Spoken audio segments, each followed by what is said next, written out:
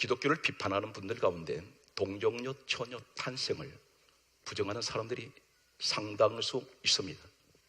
그분들을 나무라기 전에 우리는 역사적인 사실에 관하여 확실하게 그분들에게 고정을 해줘야 됩니다. 지금 저 유대 민족 이스라엘 정부 민속박물관에 가면 고대 문서들이 있습니다. 지금은 오랜 세월이 흐른 동안 파피누스로 만들어진 고대 문서는 손으로 만지면 부스러져 버립니다. 진공 상태에서 보존된 이 고대 문서 속에 예수 그리스도의 동정녀 탄생을 말씀하고 있다는 사실입니다. 예수님께서 이 땅에 오시기 전 모세라는 사람이 있었습니다. 이 사람은 예수님께서 오시기 전 약 1500년 전의 사람으로 역사는 기록을 하고 있습니다. 정확하게 말씀을 드리게 되면 모세가 기록했던 창세기, 출애굽기, 레위기, 민수기, 신명기 5권의 책을 가리켜 우리는 모세 오경, 모세 율법이라고 그렇게 부르고 있습니다. 요한복음 5장 46절은 다음과 같이 말씀하고 있습니다. 이 땅에 오신 예수님께서 말씀하시기를 모세는 내게 대하여 기록하였습니다. 이 사건 속에 예수 그리스도의 이야기가 묻혀 있습니다. 그 가운데 하나가 창세기 49장 10절 말씀을 보게 되면 유다를 통해서 예언하는 말씀이 있습니다. 유다의 혈통을 통해서 오실 예수 그리스도를 말씀하는데 실로가 오실 것이라 했습니다.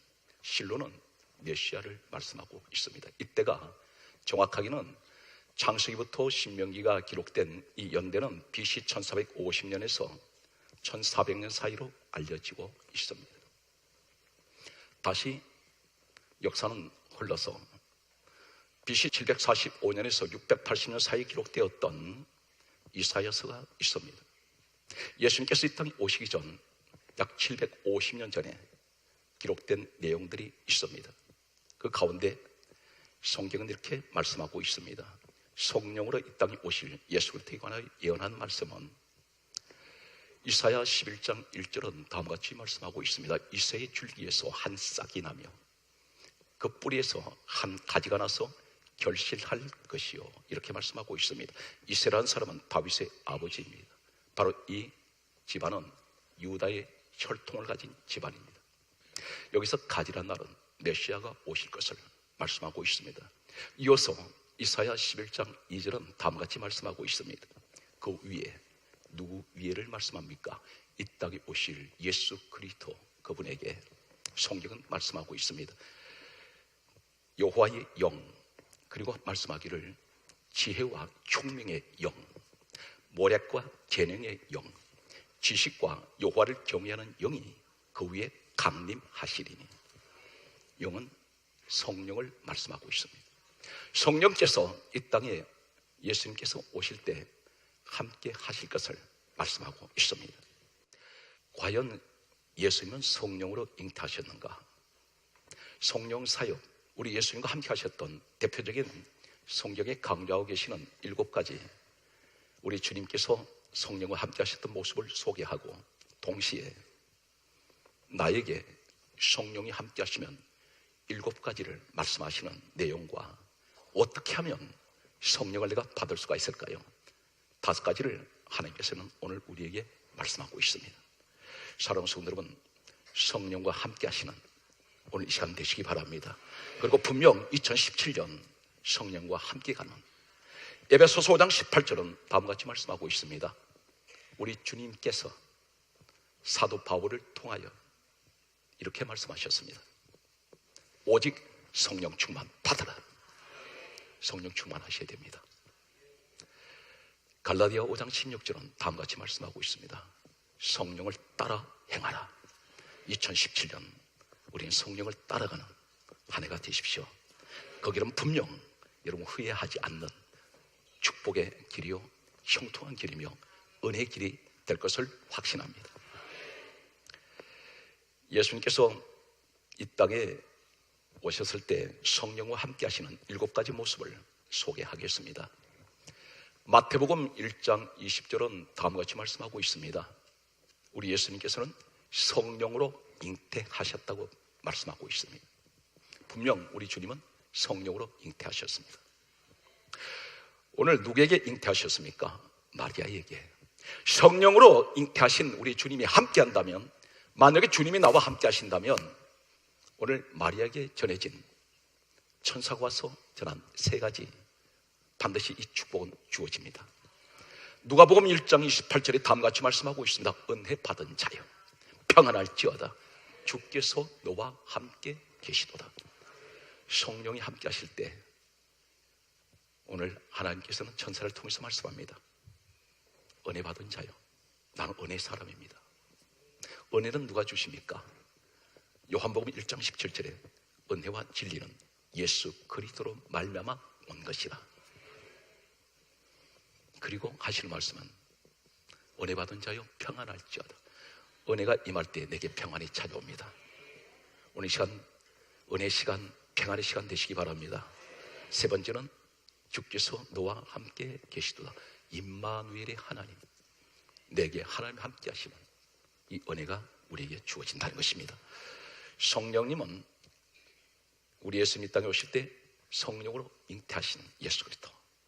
두 번째는 마태복음 3장 16절에 예수님께서 요단강에서 세례를 받고 올라오실 때에 하늘에서 비둘기 같은 성령이 우리 주님께 임했습니다. 성령 세례 받으신 예수 그리스도. 세 번째는 마태복음 4장 1절은 다음과 같이 말씀하고 있습니다.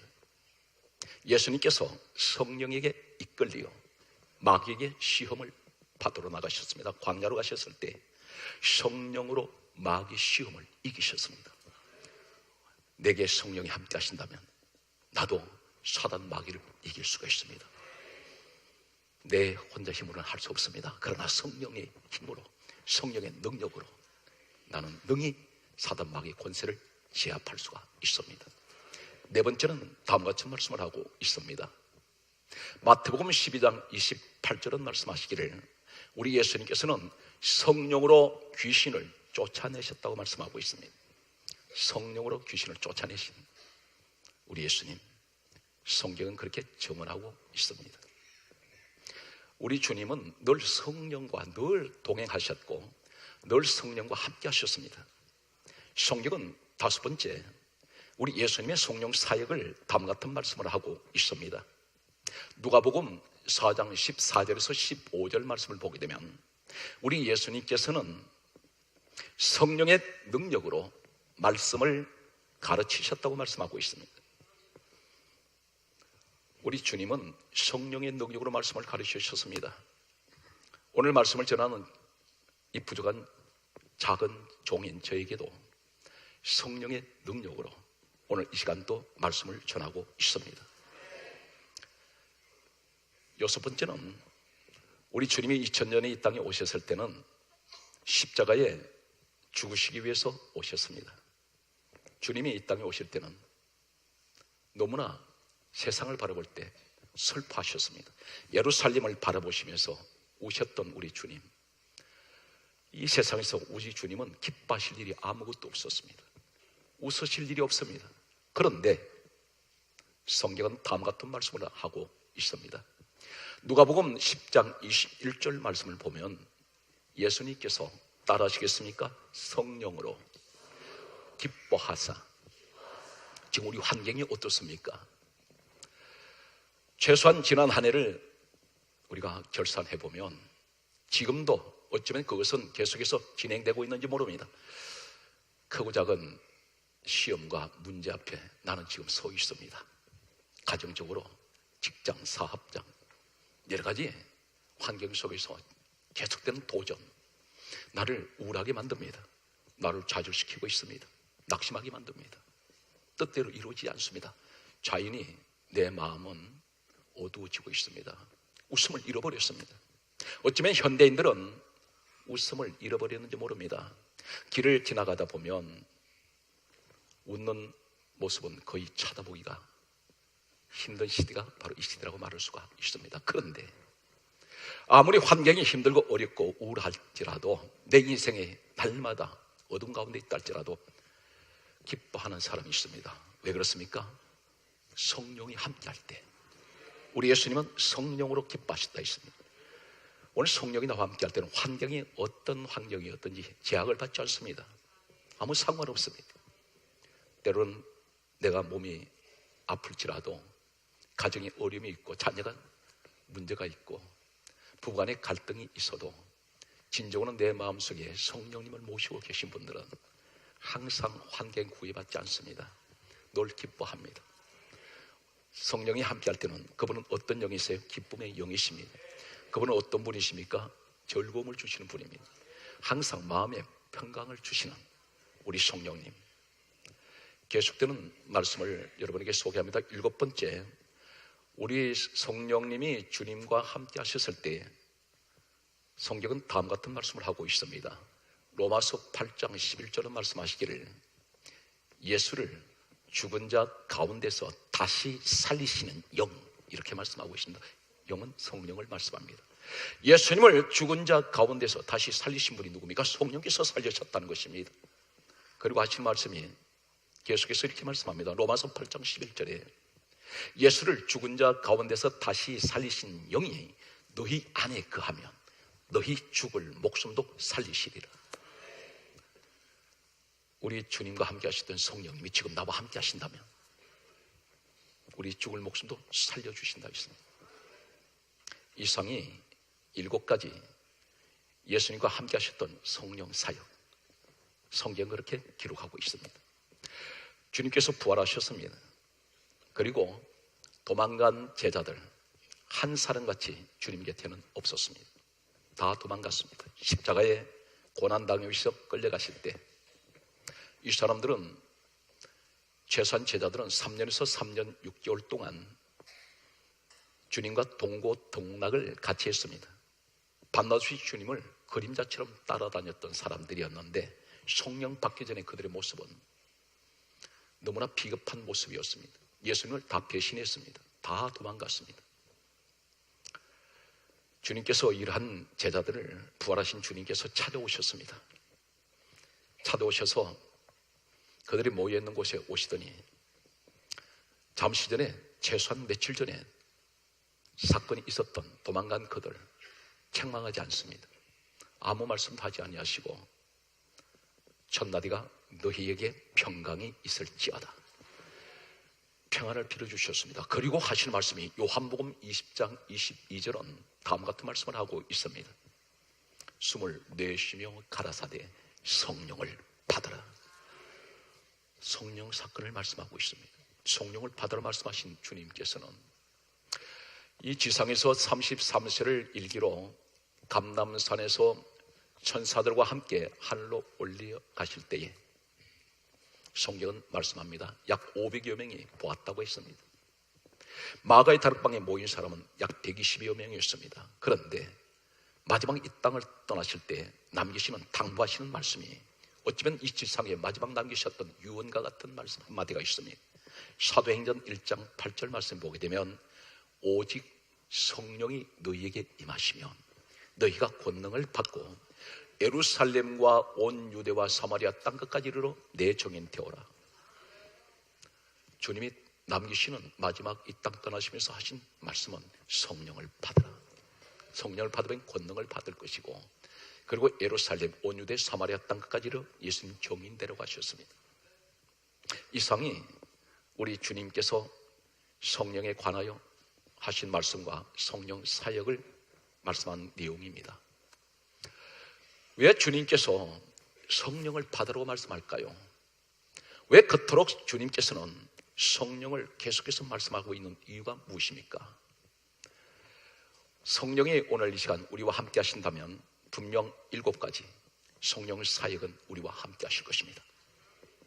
첫 번째, 예수님께서 말씀하신 이 말씀을 듣고 제자들은 이제 120여 명이 마가의 다락방에 모여서, 그들은 성경은 강조합니다. 사도행전 1장 14절에 말씀하시기를 마음을 같이하여 오로지 기도에 힘쓰니라. 성령을 받기 위해서 그들은 기도했습니다. 이때에 성령이 임하시고 난 후에 바람같이 불같이 성령이 임하신 이 사건이 있으면서 성령이 내게 임하셨을 때 가장 먼저 그들에게 나타나는 한 현상이 있었습니다. 이 현상은 사도행전 2장 4절 말씀입니다. 다른 언어로 말하기를 시작하니라. 다른 언어, 무슨 말일까요? 다른 언어란 말은 그 당시에 각 지역에서 사용하던 언어였습니다. 그런데 성령을 받았던 이 사람들은 단 한 번도 이 언어에 대해서는 사용한 적이 없습니다. 그런데 이 언어들이 그들에게 나타나기 시작했습니다. 오늘 영적으로 우리 모습을 보겠습니다. 우리가 지난 한 해 동안 수많은 말을 쏟아내었습니다. 사람을 상처내는 말, 사람들에게 비방하는 말, 헐뜯는 소리, 부정적인 소리, 온갖 말을 수없이 쏟아내었는데 한 번도 내 입에서는 전혀 사용하지 않았던 언어가 갑자기 내 입에서 쏟아지기 시작합니다. 사람은 각자가 사용하는 독특한 언어들이 있습니다. 그런데 무수한 말들 가운데 사용하지 않는 언어도 있습니다. 그런데 전혀 사용하지 않던 언어가 내 입에서 쏟아지는 이 사람은 어떤 사람일까요? 성령을 받기 전에는 늘 사용하던 언어가 있습니다. 불평했습니다. 부정적이었습니다. 늘 헐뜯는 소리, 날마다 남을 비판하는 소리, 이런 소리를 하던 사람이 어느 날 성령이 내게 임하시니까 한 번도 내 입에서 사용하지 않던 언어가 나오기 시작합니다. 그 언어가 어떤 것인가요? 늘 부정적인 말을 쏟아내는 사람이 갑자기 긍정적인 말로 바꿔진다는 사실입니다. 남을 미워하던 소리, 비판하는 소리가 항상 이제는 남을 세워주는 소리, 남을 격려하는 소리, 원망하던 사람이 감사의 소리로 바꿔져 버렸습니다. 분명 다른 언어입니다. 바로 이 언어는 왜 이렇게 변했을까요? 성령을 받으셨기 때문에.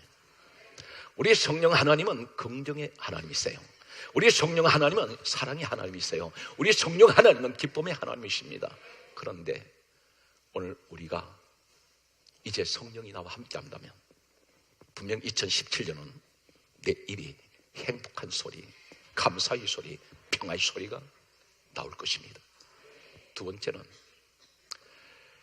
예수님께서 말씀하시는 성령을 받으라 말씀하신 그 이유가 무엇일까요? 대단히 중요한 말씀이라고 할 수 있겠습니다.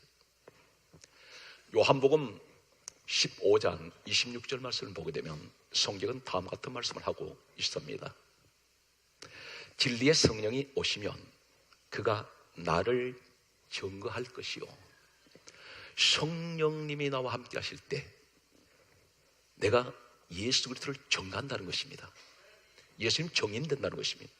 전도는 예수를 전하는 것은 세미나를 통해서 전하는 것이 아닙니다. 교육을 받아서 전하는 것이 아니라 성경적인 예수 증인되는 사람은 어떤 사람입니까? 성령을 받으면 마음속에 끓어오는 불덩어리 같은 열화와 같은 뜨거운 이 사명감, 예수 전하고 싶은 견딜 수 없는 마음, 오늘 이것은 분명 세면을 통해서 주시는 것이 아니라 성령이 나와 함께할 때 나타나는 현상입니다. 그래서 예수를 증거하는 사람들을 보게 되면 그분은 분명 성령께서 함께하는 사람입니다. 예수님께서 분명히 그렇게 말씀하셨습니다. 진리의 성령이 오시면 그가 나를 증거하실 것이요. 세 번째는 예수님이 말씀하셨던 성령이 나와 함께 하신다면 내게는 어떤 현상이 일어날까요? 요한복음 16장 13절에서 14절은 다음 같은 말씀을 하고 있습니다. 주님께 영광을 돌리는, 주님 영광을 나타내는 이러한 일을 할 것이라는 것입니다.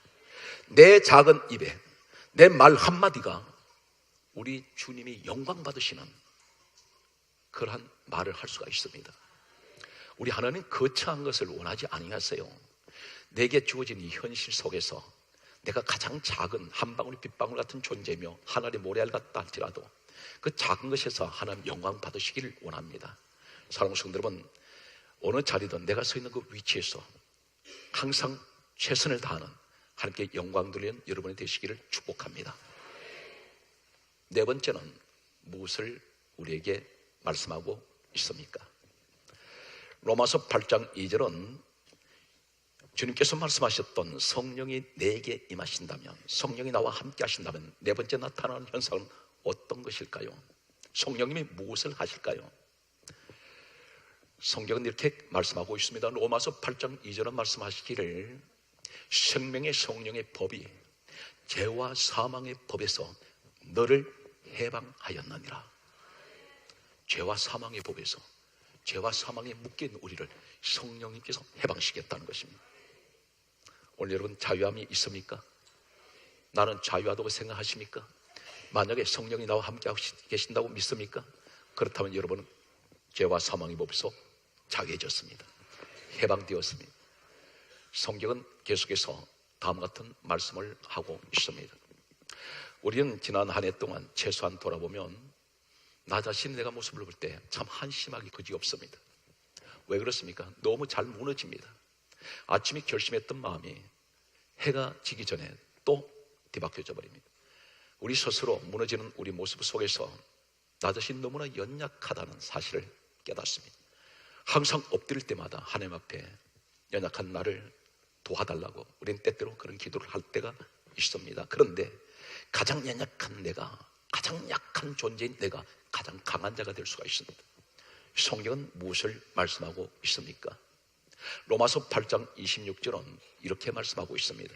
성령님께서는 우리의 연약함을 도우신다 했습니다. 우리 연약한 것을 도우시는 우리 성령님, 성령님을 의지하십시오. 늘 성령님을 인정하십시오. 그리고 성령님을 내 마음에 모셔드리시기 바랍니다.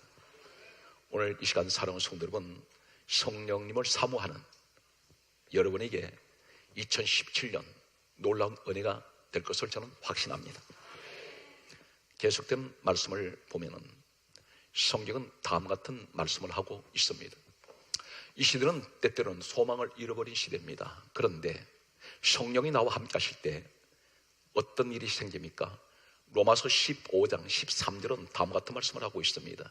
성령의 능력으로, 따라하시겠습니까? 성령의 능력으로 소망이 넘치게 하시나니. 성령의 능력으로 소망이 넘치게 하신 우리 성령님, 나는 무기력합니다, 나는 연약합니다, 나는 아무것도 할 수 없습니다 하나님. 그런데 성령이 나와 함께 할 때는 성령의 능력으로 내게 소망이 끊임없이 일어난다는 사실입니다. 사랑하는 성도 여러분, 성령의 능력으로 2017년 여러분 가정이 일어나시고 여러분 직장과 사업장이 일어나며 우리나라가 수많은 진통 끝에 2017년 반드시 성령의 능력으로 나라가 회복될 줄 저는 확신합니다. 성경 말씀을 보면 7번째 우리에게 주시는 성령의 역사, 성령의 사역 어떤 것일까요? 성경은 이렇게 말씀하고 있습니다. 히브리서 10장 29절은 말씀하시기를 은혜의 성령이라고 말씀하고 있습니다. 성령이 나와 함께 하시면 늘 은혜의 생활이 보장됩니다. 은혜가 있는 것은 어떤 것이 있나요? 항상 무엇을 해도 힘들지 않습니다. 기쁨이 옵니다. 감사가 일어납니다. 날마다 주님만 바라보게 됩니다. 세상 것이 점점 멀어지고 보이는 것은 주님만 크게 보이기 시작합니다. 사랑하는 성도 여러분, 이런 여러분이 되십시오. 성경은 그러므로 사무엘상 10장 6절은 다음같이 말씀하고 있습니다. 내게는 여호와의 영이 크게 임하리니 따라서요, 내가 변하여 새 사람이 되리라. 반드시 하나님의 영, 성령이 나와 함께하면 나는 변화될 수가 있습니다. 갈등하지 마시기 바랍니다. 나는 왜 이렇게 혈기도 죽어지지 않고 그 고집이 꺾어지지 않고 자꾸만 정욕적일까? 왜 자꾸 세상만 바라보게 될까? 낙심하지 마시기 바랍니다. 성령이 임하면 나는 변화될 수 있습니다. 그리고 새 사람이 될 수가 있습니다. 우리 주님께서 말씀하셨습니다. 누구든지 그리스도 안에 있는 사람은 새로운 피조물이라. 이전 것은 지나갔으니 보라 새 것이 되었도다. 성령이 나와 함께 할 때 나는 분명 새 사람으로 거듭날 수가 있습니다. 성령의 사람, 그러면 어떻게 해야 성령을 받을 수가 있을까요? 첫 번째, 사도행전 5장 32절은 다음 같은 말씀을 하고 있습니다. 하나님 말씀에 순종할 때 성경은 약속합니다. 성령이 임하신다 했습니다. 두 번째, 사도행전 8장 15절은 다음 같은 말씀을 하고 있습니다. 성령이 나와 함께할 때 어떻게 함께 하십니까? 기도할 때 성령이 임하신다 했습니다. 기도받기를 원하십니까? 오늘 성령 받기를 원하십니까? 오늘 특별히 그렇다면 오늘 성령이 함께하는 사람은 어떤 사람입니까? 기도하는 사람. 반드시 성령이 기도하는 사람에게 임하신다 했습니다. 세 번째는 어떻게 하면 성령을 받겠습니까? 성경은 이렇게 말씀하고 있습니다. 사도행전 8장 17절은 주의 종에게 안수를 받을 때 성령이 임하신다고 말씀하고 있습니다. 안수 받기를 원했던 그들에게 성령이 임했습니다. 네 번째는 언제 성령이 임하십니까? 사도행전 10장 44절에는 하나님 말씀을 들을 때, 이 현장 되시기 바랍니다. 하나님 말씀을 들을 때 성령이 임하신다고 했습니다. 오늘 사랑하는 성도 여러분, 반드시 성령이 사람이 되셔서 후회 없는 신앙생활이 되시길 바랍니다. 말씀을 정리합니다. 주님께서 바울을 통하여 다음과 같이 말씀하셨습니다. 에베소서 5장 18절에 오직 성령 충만을 받으라, 우리에게 말씀하셨습니다. 역시 주님께서 사도 바울을 통해서 다음과 같은 말씀을 하셨습니다. 갈라디아 5장 16절에 너희는 성령을 따라 행하라. 2017년 여러분의 해가 되시기를 축복합니다.